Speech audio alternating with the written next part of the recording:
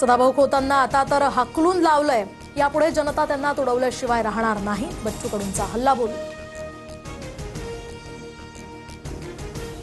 मराठवाड्यामध्ये पुन्हा एकदा पावसाचा जोर। हिंगोलीच्या कळमनुरी तालुक्यामध्ये जनजीवन विस्कळीत, घर आणि शेतीही पाण्याखाली, तर नांदेडमध्ये मुख्य राष्ट्रीय महामार्गावर पुराचं पाणी, वाहतूकही ठप्प।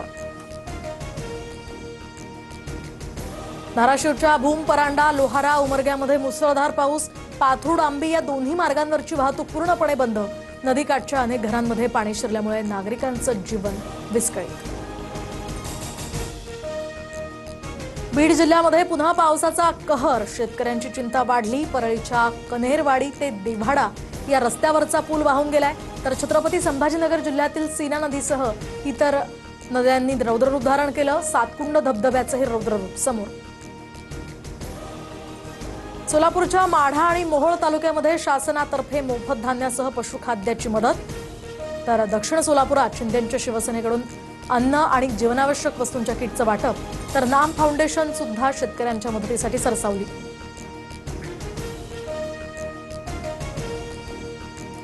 नुकसानीनंतर बीडमध्ये सरकारी मदतीचं वाटप सुरू। आमदार संदीप क्षीरसागर आणि तहसीलदारांच्या उपस्थितीमध्ये 10 किलो तांदूळ आणि 10 किलो गव्हाचं वाटप।